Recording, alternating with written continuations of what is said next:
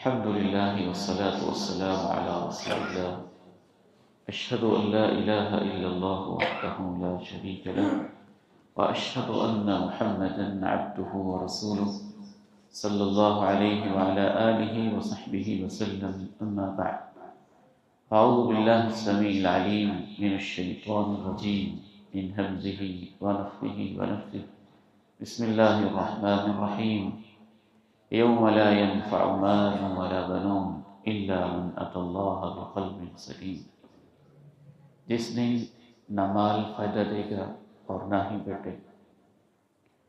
فائدہ دے گا تو ہر شخص کو اللہ کے سامنے وہ دل فائدہ دے گا جسے وہ پاک صاف کر کے لے کے آئے. دل کیسے نرم ہوتا ہے، اس حوالے سے سب سے پہلی چیز اللہ تعالیٰ کا قرآن ہے. اللہ نزل احسن الحدیث کتاب متشابہ مثانی. اللہ ہی نے سب سے خوبصورت باتیں اتاری ہیں. یہ ایسی کتاب ہے جس کے مضامین ملتے جلتے بھی ہیں اور ان کو بار بار دہرا کر بیان کیا گیا ہے. تقشعر منہ جلود الذین یخشون ربہم، جن کے سینوں میں اپنے رب کی خشیت ہوتی ہے، ان کے رونگٹے اس کتاب سے کھڑے ہو جاتے ہیں. قرآن مجید کو سمجھ کر پڑھنا، قرآن مجید کو تنہائی میں پڑھنا، قرآن مجید کو اس طرح سے پڑھنا کہ اللہ مجھ سے باتیں کر رہا ہے.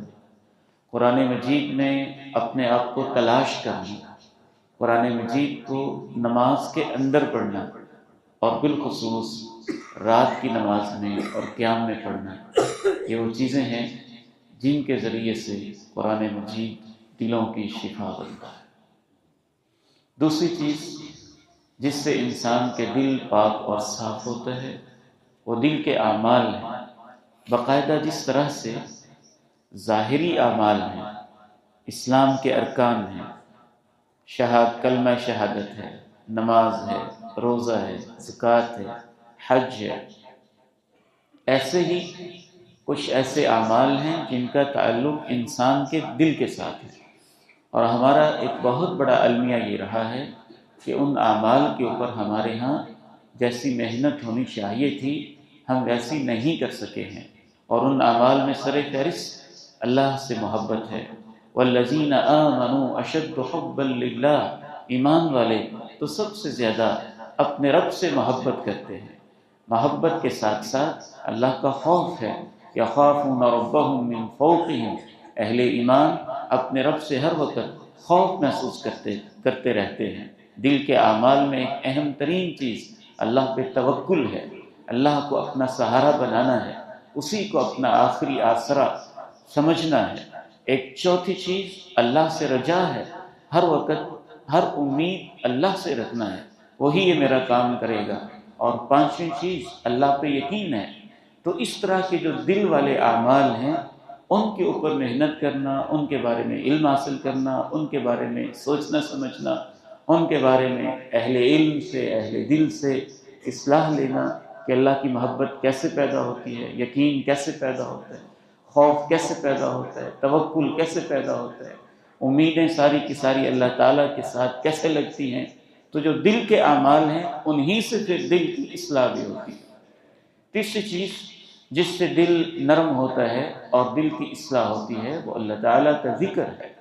ذکر ایسے سمجھ لیجئے جیسے ریگ مار کے ساتھ آپ زنگ آلود چیز کو صاف کر دیتے ہیں.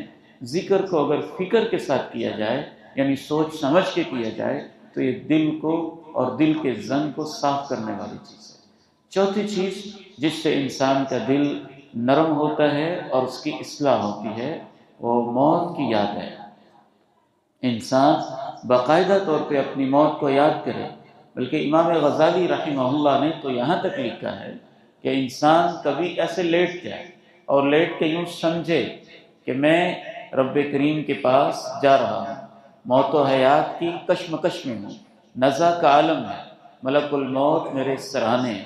محسوس کرے مجھے غسل دیا جا رہا ہے، محسوس کرے مجھے کفن پہنایا گیا، محسوس کرے مجھے قبر میں اتار دیا گیا، محسوس کرے لحد میں اتارنے کے بعد فرشتے مجھ سے سوال و جواب کر رہے ہیں اور میں ان سے کہہ رہا ہوں مجھے کچھ دیر کے لیے واپس بھیجو، بڑی نیکیاں کر کے آؤں گا۔ جب یہاں تک پہنچے تو پھر اپنے آپ کو جھنجھوڑ کے کہے کہ تب جو تو نے اللہ سے وعدے لینے ہیں اور فرمائشیں کرنی ہیں اور منتیں کرنی ہیں کہ واپس بھیج دو، تو آج تو اللہ نے موقع دیا ہوا ہے، آج ہی کیوں نہیں کر لیتے؟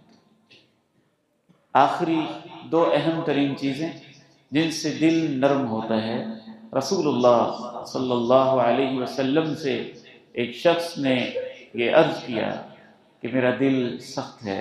آپ علیہ السلام نے ارشاد فرمایا اطعم المسکین وامسح رأس الیتیم، کسی غریب کو، مسکین کو اپنے پاس کھانا کھلاؤ، وامسح رأس الیتیم، اور کسی یتیم بچے کے سر پہ، جو بچہ ہو اور اس کے سر سے باپ کا سایہ اٹھ گیا ہو، اس کے سر پہ ہاتھ۔ یہ واقعتاً یہ دو ایسی چیزیں ہیں اور ایسا نسخہ اکسیر ہے کہ اگر آپ صحیح پروٹوکول کے ساتھ، جیسے کسی وی آئی پی مہمان کو کھانا کھلاتے ہیں، ایسے ہی اگر کسی محلے کے غریب و مسکین اور فقیر کو آپ ایک پروٹوکول اور عزت کے ساتھ گھر میں بلا کے باقاعدہ اس کی دعوت کریں اور اسے کھانا کھلائیں اور پاس بٹھا کے کھانا کھلائیں، امام کائنات نے جو طبیب القلوب ہیں اور جن کو اللہ نے دل کے امراض کی صحیح معنی میں تشخیص بھی بتائی ہے، علاج بھی بتایا ہے، ان کا یہ بتایا ہوا نسخہ ہے۔ کھانا کھلانے کے بعد دیکھنا آپ کے دل کی کیفیت کیا ہوتی ہے۔ وَامْسَحْ رَأْسَ الْيَتِيمِ، یتیم بچے کے سر کے اوپر ہاتھ پھیرنا۔ اور اگر آپ خود صاحب اولاد ہیں تو یہ سوچ کے کہ اگر یہی بچہ میرا ہو، 2 سال کا، 3 سال کا، 5 سال کا، 7 سال کا، اور اس سے میرا سایہ اٹھ جائے تو اس بچے کی کیا کیفیت ہوگی اور میرے دل کی کیا کیفیت ہوگی، اور پھر اس کے سر پہ ہاتھ پھیریں اور اس کے بعد اپنے دل کو ٹٹول کے دیکھنا کہ یہ کہاں سے کہاں پہنچ گیا۔ اللہ تعالیٰ سے دعا ہے ان اعمال کی مجھے اور آپ کو توفیق نصیب فرمائے۔ وآخر دعوانا ان الحمد للہ رب العالمین۔